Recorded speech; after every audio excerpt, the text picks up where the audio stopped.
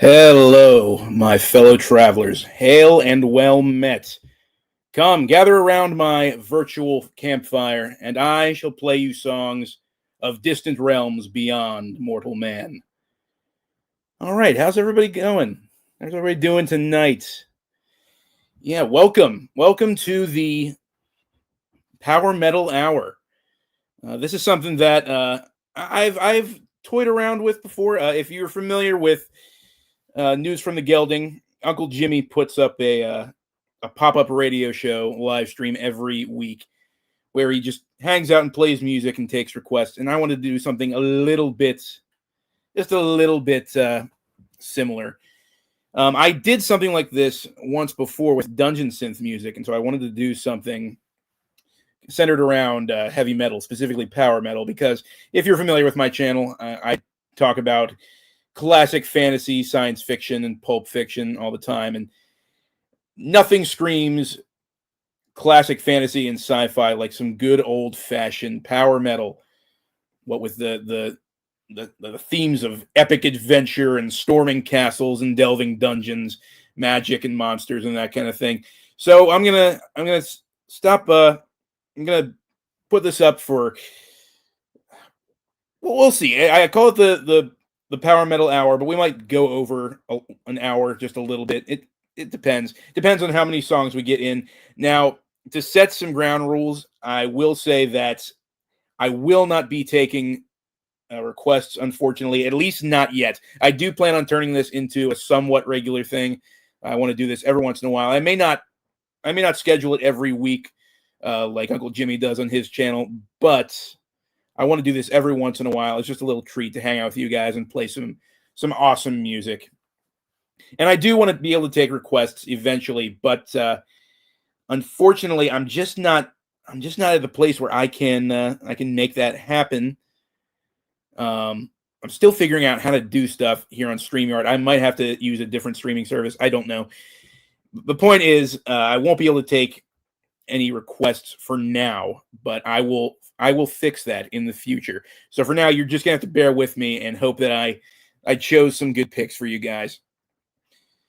So who do we got in the chat so far? We've got oh, there he is, the man himself. Uncle Jimmy was here earlier. Dark magic indeed, and it's not all dark magic. Some of it's benevolent, but yeah, there is going to be some dark stuff going on. Believe me. Chris from News from the Gelding is here. Yes, let's rock. As well as Dwarven Dad. What's up, Dwarven Dad? And Northern Tommy. Yeah, like I said, I hope you're not too angry that I'm not going to be able to take requests. But yeah, hopefully we should have some good fun hanging out. I'll be chatting with you guys through the comments during the songs and in between songs. So let's just get right into it. Let's pull up our first track. This is a personal favorite of mine, one of my favorite power metal smash hits. There's not really any smash hits in power metal. It's a pretty niche genre. But as far as the genre goes, this is a good one. This is a beloved power metal anthem. Comes from the 1998 album Legacy of Kings. This is Hammerfall, Sweden's own Hammerfall with At the End of the Rainbow.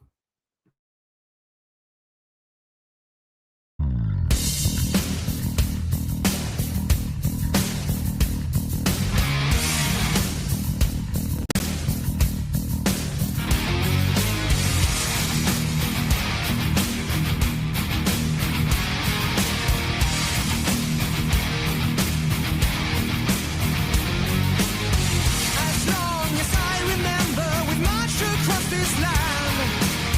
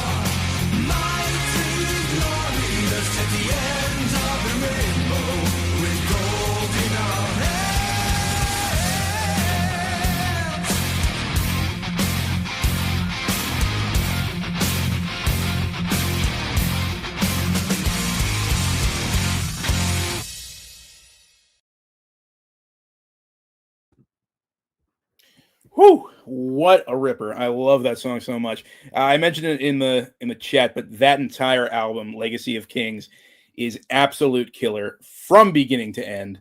So freaking good. I specifically love that chugging guitar riff that's just consistent the whole way through. So good, so epic. Yeah, Hammerfall's a fantastic group. I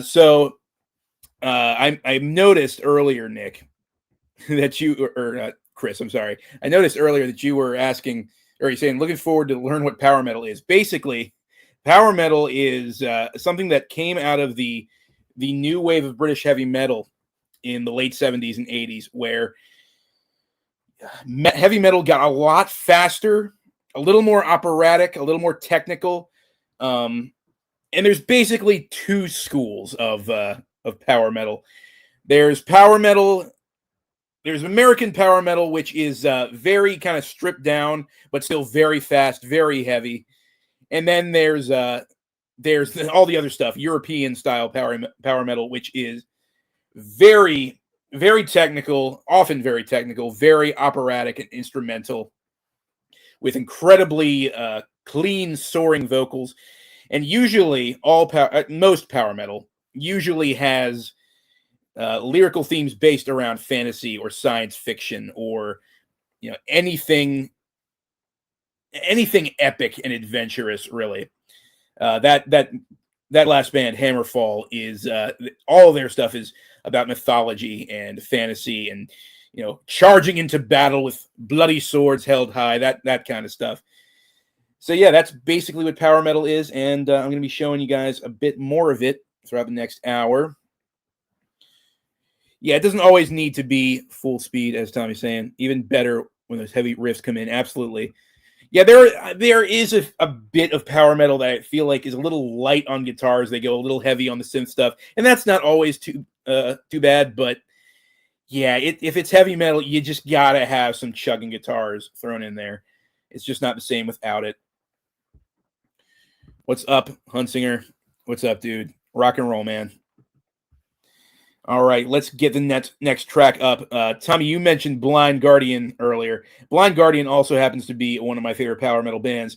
And this track comes off of their, let's see, when did this come out? This was a fairly recent album. Yes, this was from 2010's At the Edge of Time, my favorite album off of that track. This is an Elric-inspired track. There's actually quite a few tracks on that album that were inspired by famous fantasy novels. This is one of them. This is inspired by the Elric saga by Michael Moorcock. This is Tanalorn, Into the Void by Blind Guardian. Let's check it out.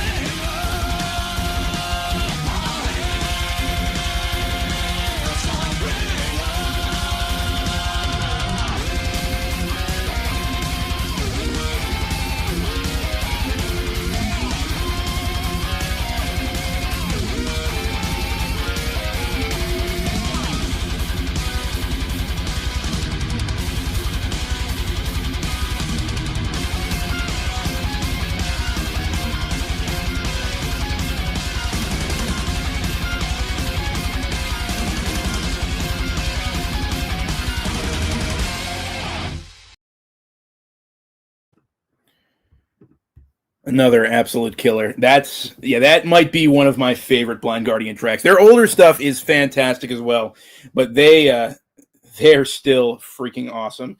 I saw I saw some live footage. I don't know if it was. I don't know how recent it was. It might have been like 2023, but their live performances are still pretty friggin' awesome. And their recorded stuff is always top notch. Love it, love it, love it. To answer your question, Chris, that song kind of spans the entire Elric saga, more or less. There's a few lyrics where if you really dial in, well, to be fair, if you've read all the books and you really dial in, you can tell what they're referencing. But yeah, it kind of just runs the gambit of the entire Elric saga. What's up, Andrea from Infinite Text? You're not late at all. This is just kind of a casual thing. I didn't expect anyone to even show up, really. And yes, I am hiding. I didn't feel like showing up on camera, so I'm just a floating, flaming skull of doom, speaking into the ether and playing heavy metal. But yeah, Blind Guardian, fantastic. One of the many, many great German power metal bands. It was I believe the band Halloween who really got the European power metal scene going when they released a certain song, which is coming right up. I'll play that in a moment. But how's everybody doing? Chris, you mentioned you're 50 pages into the third book, Weird of the White Wolf. So yeah, third book of the Elric saga. All of the Elric saga books that I've read so far have been fantastic. I love each and every one of them. The third one, Weird of the White Wolf, is very much a fix-up, very much a combination of three fairly unrelated short stories in one, but it's really good. It has, I think, probably the greatest bit of Michael Moorcock's fantasy short fiction, I should say, ever written, which is The Dreaming City, the first Elric short story. The prologue for Weird of the White Wolf is fantastic as well. It has very little to do with Elric or his adventure, but it gives a bit of much needed world building to the Young Kingdoms and to the lore of the cosmic balance and the multiverse and all that kind of stuff. It's cool. I love Weird of the White Wolf. I'm going to start reading that tonight. As soon as I get off this live stream, in fact, I'm going to crack that one open. I can't wait. It's going to be a ton of fun. I'm glad that the folks who are in on the Elric read-along are enjoying it because this is a very, very special fantasy series to me.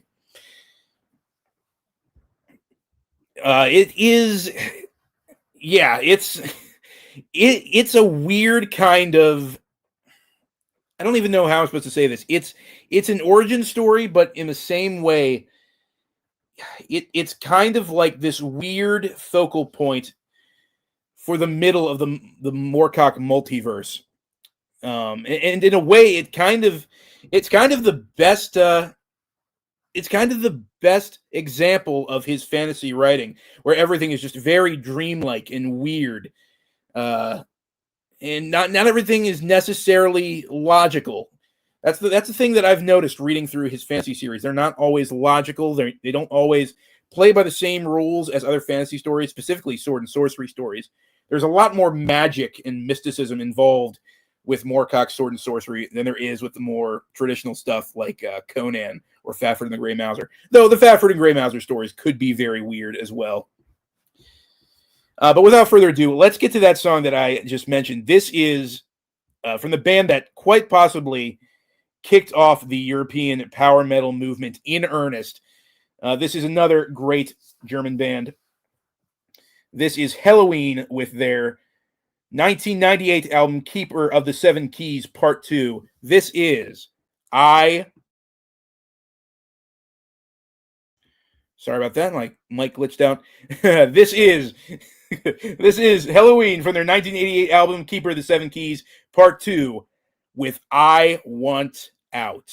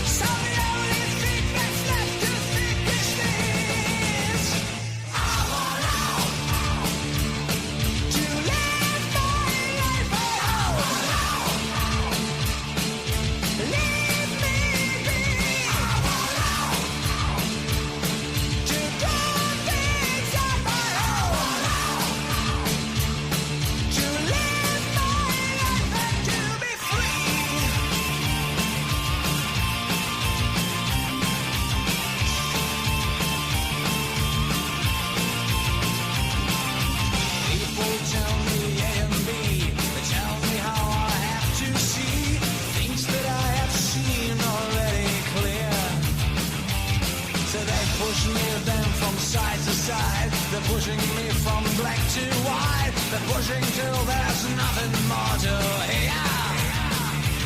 But now push me to the maximum, shut your mouth and take it home, 'cause I decipher the way things gotta be. I want out to live my life at home. Leave me be. I want out to do things on my own. To live my life and to be free.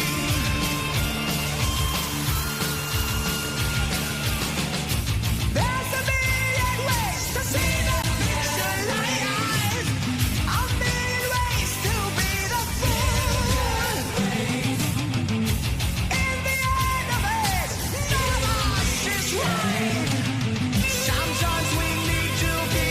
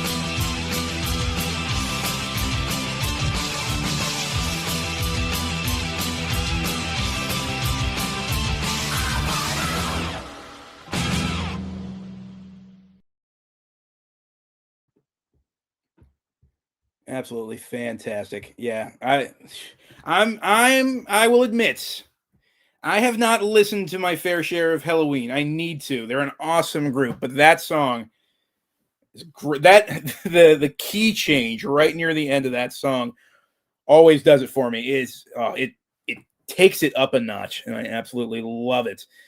Welcome to the live stream, Joe. Nice to see you. And yes, it says if I remember correctly, Andy Darris left Pink Cream 69 to join this band after this singer left. Yes, he did. And the rumor is that their original singer wrote that song, I Want Out, specifically because he wanted out of the band. I don't think that's ever been proven, but it's definitely a coincidence, if nothing else. I appreciate it. I appreciate it, man. I try. I mean, it's your typical nerdy, adrenaline junkie musical taste, I guess. Yep, I need to listen to more Halloween. They're just fantastic. And to shill just a little bit of self-promotion, shameless self-promotion. Chris mentioned this earlier in the chat. But the newest episode of the Elusive Exclusive Book Society is going live tomorrow night at 7 p.m. Eastern Standard Time. We are going to be on Pulp Mortem, Jake's channel. And we're going to have a whole slew of special guests. Chris from Liminal Space is going to be there. We're also going to have Joseph from Joseph Reads Books and Paul from Geeks Love Dogs. And we are going to be reviewing Fritz Leiber's 1969 science fiction novel, A Spectre is Haunting Texas, which I have lots of thoughts about, but I'm not going to talk about them on this live stream because I'm going to save it for tomorrow night. needless to say, it's going to be a great time. I can't wait to discuss this book with everybody. And I can't wait to see what you guys have to say, because I know there's quite a few people who regularly tune into the live streams who have also read the book. Yeah, it is a great title. I will say this for Fritz Leiber. He was an incredible creative mind. I absolutely love the ideas he comes up with. I love his writing style. It's pretentious, but in a very charming way. All of his Fafford and Gray Mauser stories are like that pretty much, and I love them. They have a nice kind of satirical edge to them. So yeah, can't wait to talk about that tomorrow night. Again, that's going to be on Pulp Mortem at 7 p.m. Eastern Standard Time. It's going to be a blast. You don't want to miss it. And speaking of blasts you don't want to miss, let's throw in something from a band that I don't hear people talk about all that much. This is off of their 1983 album, Crystal Logic. This is a little band called Manila Road with their song Necropolis. Let's get it on.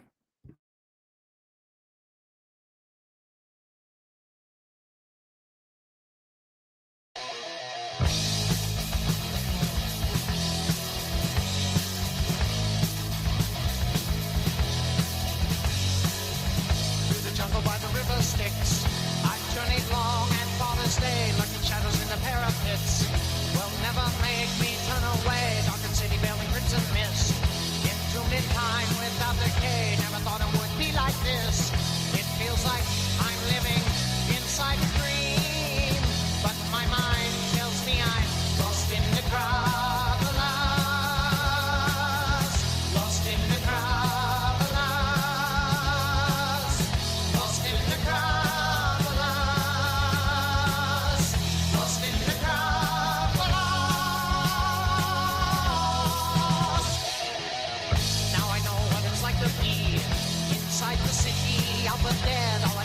Breaking free from all the spells chained to my head, sword and axe on my destiny. I watch the stars turning blood red. There is light, yes, I've got to believe, for this feels like living inside a dream. I know now that I am lost in the crowd, alas.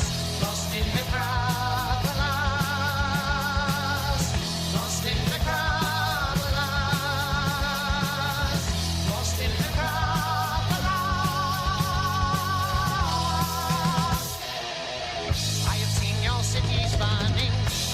Your daughters yearning for the peace you had before the tides of war. I have witnessed funeral pyres burning bright with man's desire. I will fight the demon horde forevermore.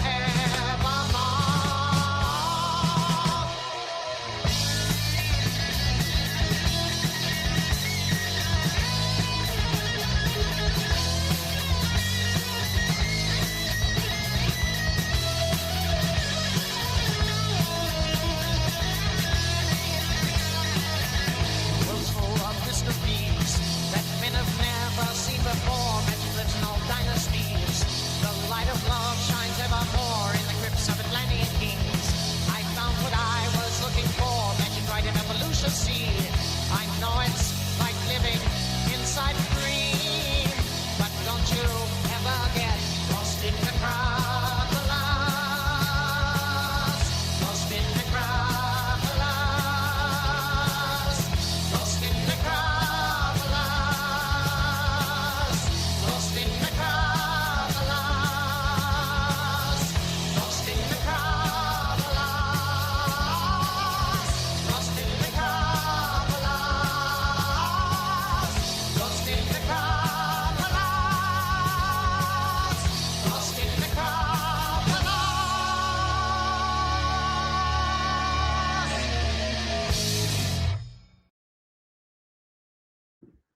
Yes, once again, that was Manila Road with Necropolis off of their 1983 album, Crystal Logic. It was actually their third album, but their first pure heavy metal album. They had two albums before that that were a little more, I guess you'd call them space rock, prog rock, maybe.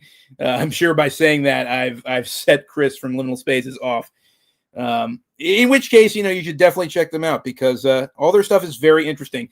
But that third album, Crystal Logic, is fan-frigging-tastic. The albums that came after that, The Deluge and Open the Gates, are also spectacular.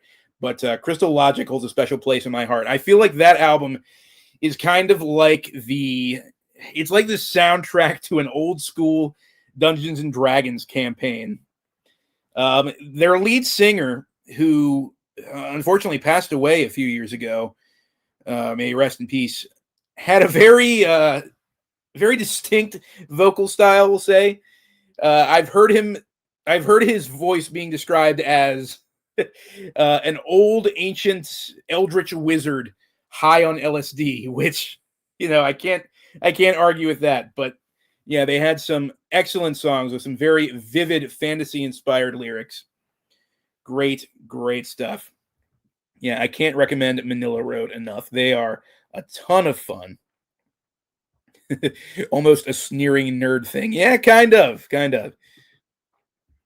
Yeah, Manila Road is one of those bands that I discovered just a little bit. They've been around, like I said, for a while. I think it got started in the mid-'70s, like I said, as a space rock, prog rock kind of band. But I only discovered them a couple of years ago when I was specifically looking up little-known heavy metal bands. That was actually how I found Cirith Ungol, which will not be on this playlist, unfortunately, even though I love Cirith Ungol. They're awesome. Another band that doesn't get nearly enough love. But a band that does get a ton of love, at least back in the day, is a group that this following album actually came out the same exact year as Crystal Logic from Manila Road. So this is a 1983 album by a band that a lot of people don't really consider power metal, but I do, purely because their lyrics were just nothing but, fantasy, mysticism, and occultism. And I don't know why I'm giving them this big introduction. It's Dio. Everybody loves Dio, the famous band fronted by Ronnie James Dio himself, former Rainbow Black Sabbath vocalist. And if I'm going to play some Dio on this inaugural episode of the Power Metal Hour, I've got to play what is perhaps the greatest thing that Dio ever wrote. And that comes off of his 1983 album, Holy Diver. It's Holy Diver.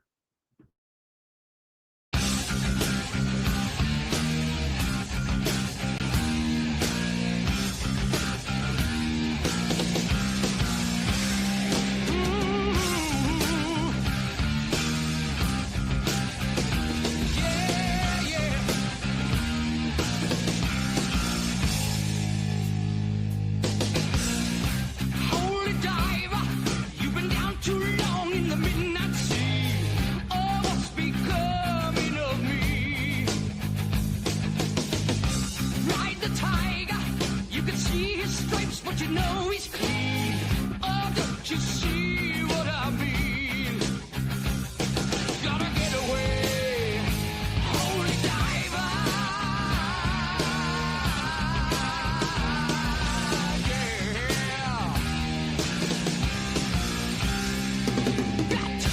Shiny diamonds, like the eyes of a cat in the black and blue. Something is coming for you.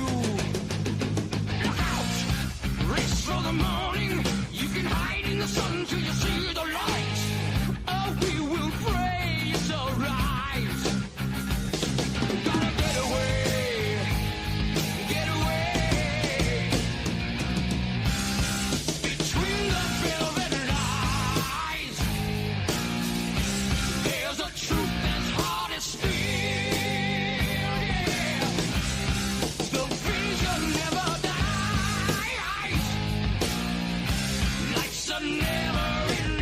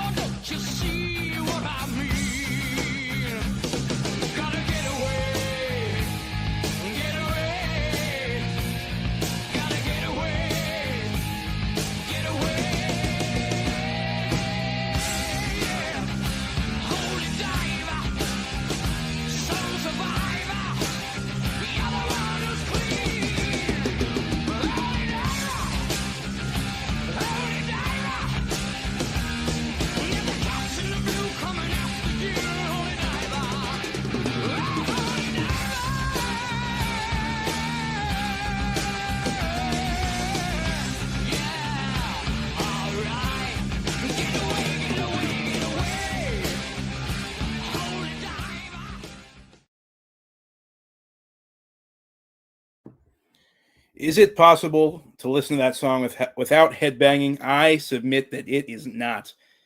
Every single time that song plays, I am just grooving to it the whole way through. It is a classic. Love Holy Diver. Love that album. I love Dio. Dio's great. I have kind of an interesting history with that song. So the first time I ever heard Holy Diver, it actually wasn't Dio singing it. It was being covered by Killswitch Engage. Now, keep in mind, I'm a millennial. I grew up in the age of metalcore and scene kids.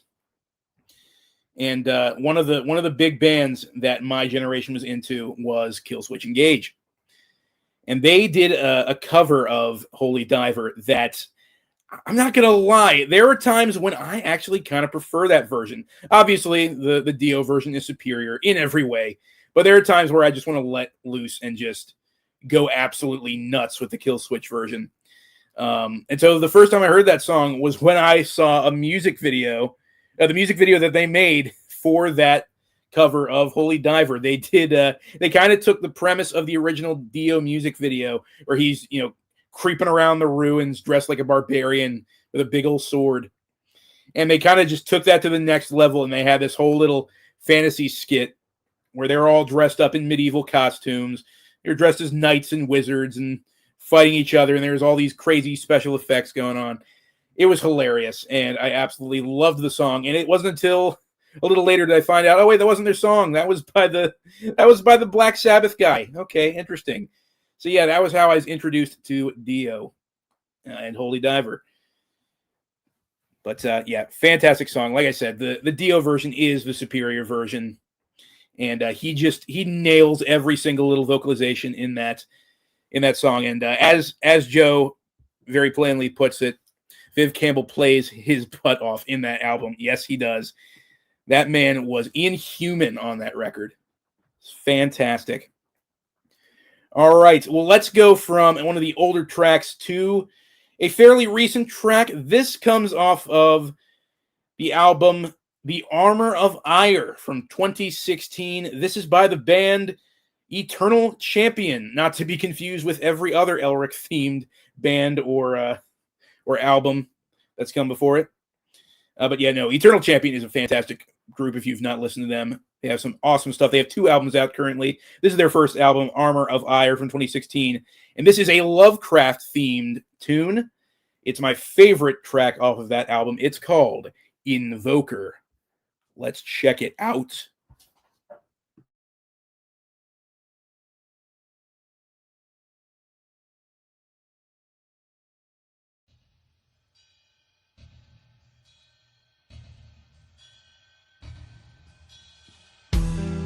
It's by mercy alone that I cannot recount, and memories fade and I weaken. A glimpse of all things vile and cruel, haunting my dreams when I doze. The spawn of stars, Cthulhu and kin, invoked by a cult in their folly. They call the ones who would trample and crawl upon earth. Now the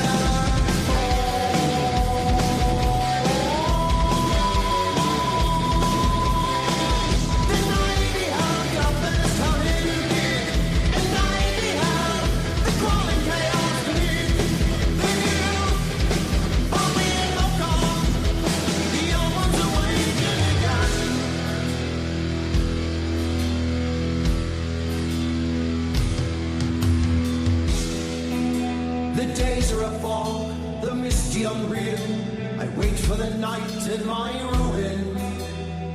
I'll visit strange lands passing below, the shantak I ride when I doze. I hear it all and the yell of the death, the chanting of one I would slaughter. He speaks the name from Langley and invokes the old gods, the old gods.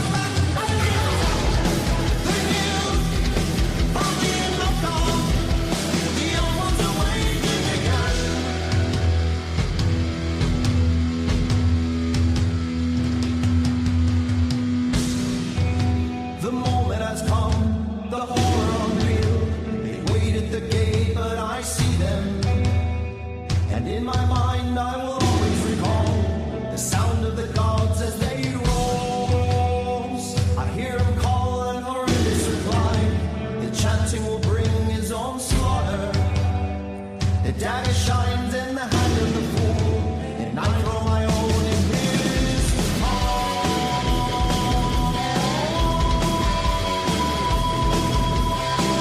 The night behind nothing is coming, the night behind the crawling chaos of me.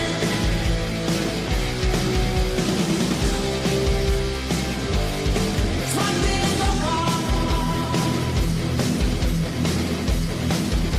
The young ones awaken again.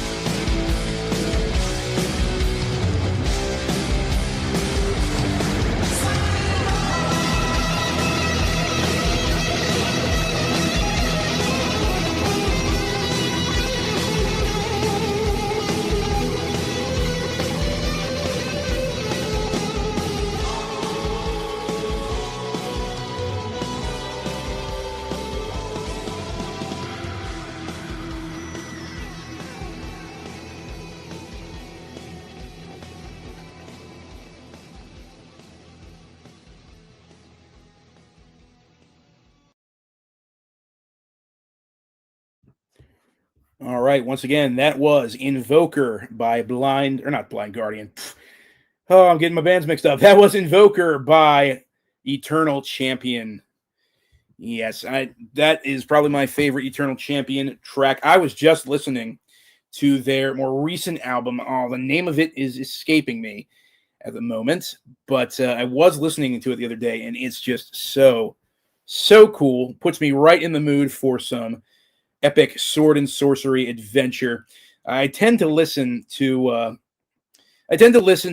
power metal when I really need inspiration for my short stories, and it usually helps. So I usually blast that kind of stuff whenever I need to write a new story.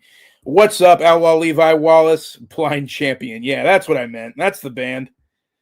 That's the one I was thinking of. Oh, my dog's in the room. Hi, Paulo. Hi, say nice to... Yeah, they're nice people. No? Okay. He's not interested. Get out of here, silly dog. Okay, so... Oh, he's coming back. Hold on. Let me put on the camera for 1 second. Let's see if Apollo will introduce himself. Come here, boy. Come on. People want to see you, bud. People want to see you. Oh, there he is. Oh, maybe. Are you shy? Are you camera shy all of a sudden? Look. Oh, hi. Good boy. Oh, I know. So excited. Yep, that's Apollo. The dastardly beast himself. Okay, you leaving now? Okay. He doesn't want to be here anymore. Bye, Apollo. Thanks for showing up. Crazy dog. All right. Well, now that we've gotten through that distraction, oh boy. So, yeah, that track Invoker obviously has a lot of references to the Cthulhu mythos and writings of H.P. Lovecraft, one of my favorite writers of all time. And now that we're drawing near to spooky season, as they say, excuse me. Now that we're drawing near to spooky season, I am definitely looking forward to binging some more H.P. Lovecraft short stories. That's kind of become a tradition for me to read a bunch of Lovecraft in the month of October leading up to Halloween. Halloween is one of my favorite holidays. As a Christian, I'm not allowed to say it's my favorite. It has to be Christmas. But it's a very close second, Halloween. Let's put it that way.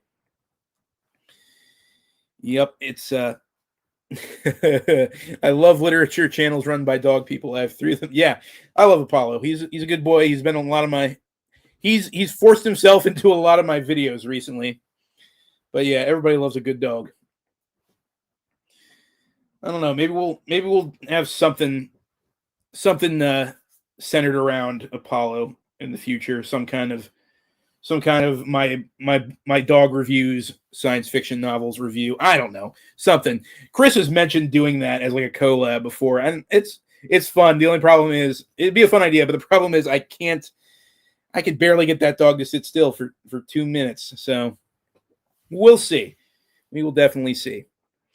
But the next one that I have lined up for us is something it's another new track. This actually came out last year, but it's nostalgic to me because it's about some very nostalgic subject matter. Now, I don't know about you guys, but when I think fantasy, like just real classic adventure fantasy, I can't think of anything else, or at the very least, the first thing that comes to my mind, and I can't help it at all, is The Legend of Zelda. That is something that was very formative to me as a kid.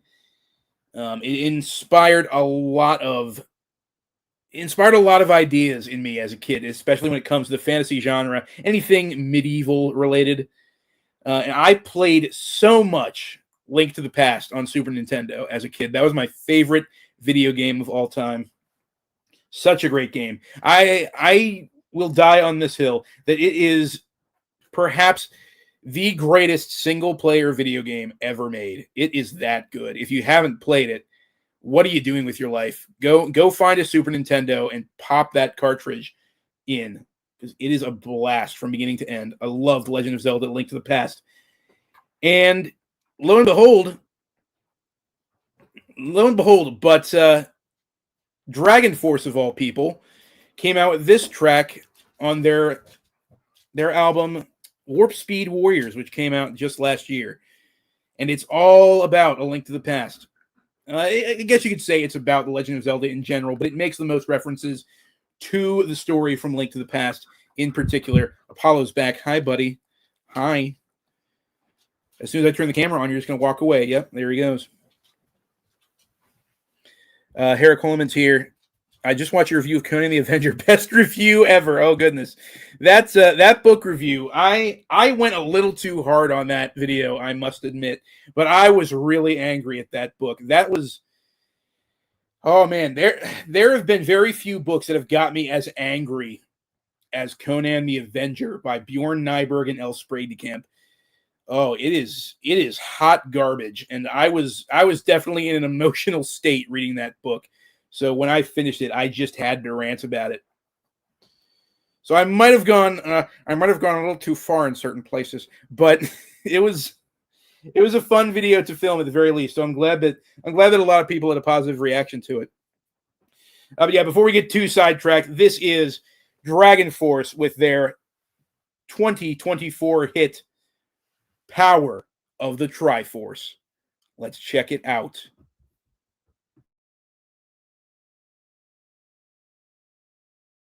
See the legend rising from the gates of time now. All feel the magic of the Master Sword.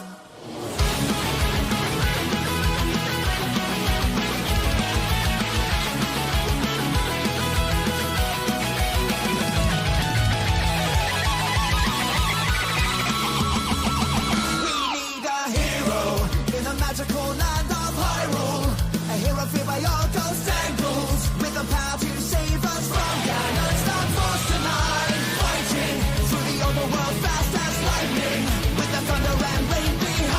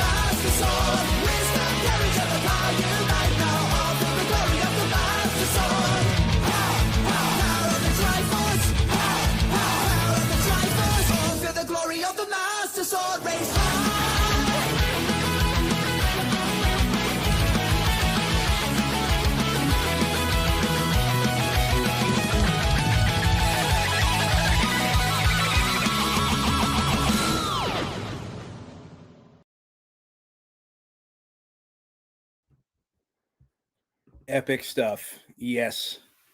The power of the Triforce. So freaking cool.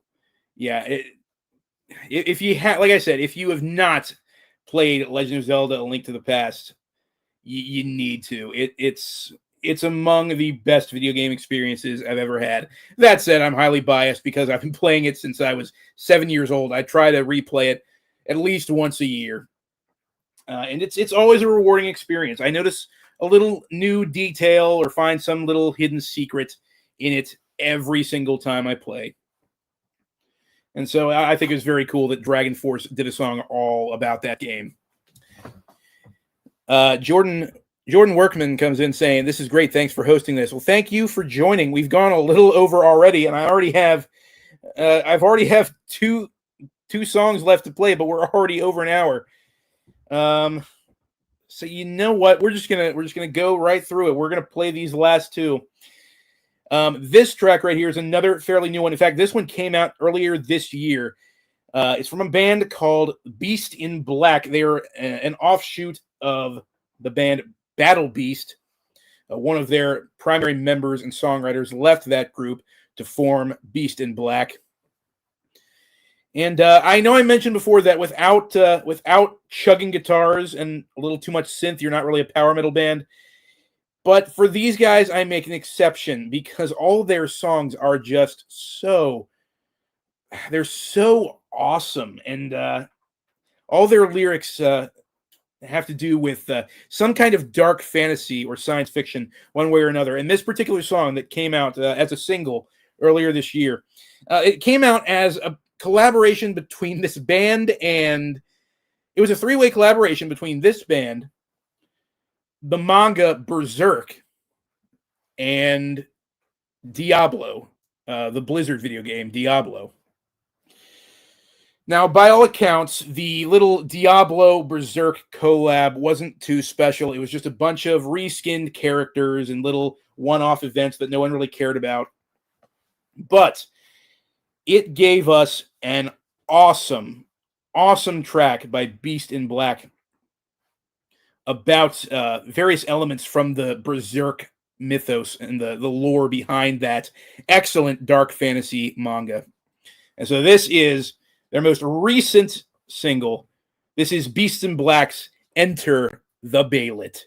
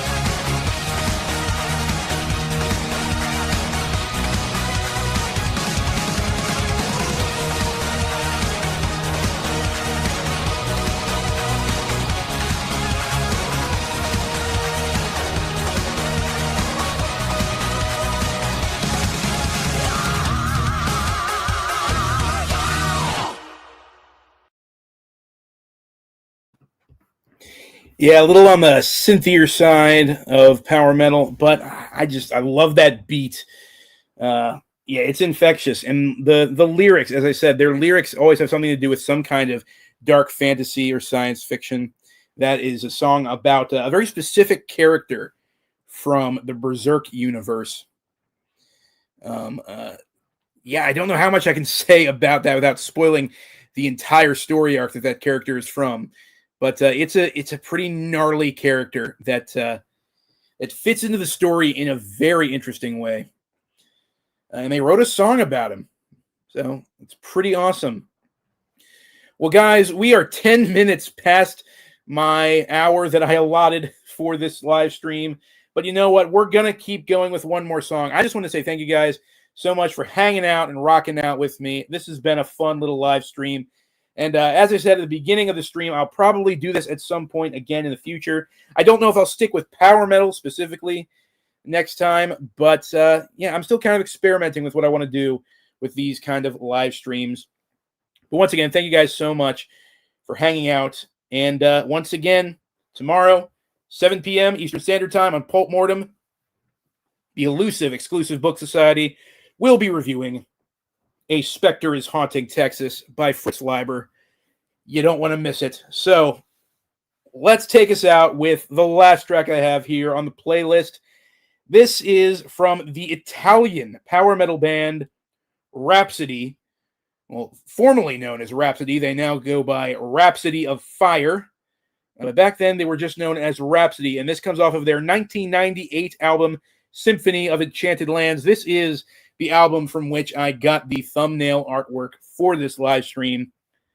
This is a big, bombastic track known as the Emerald Sword. Take it away.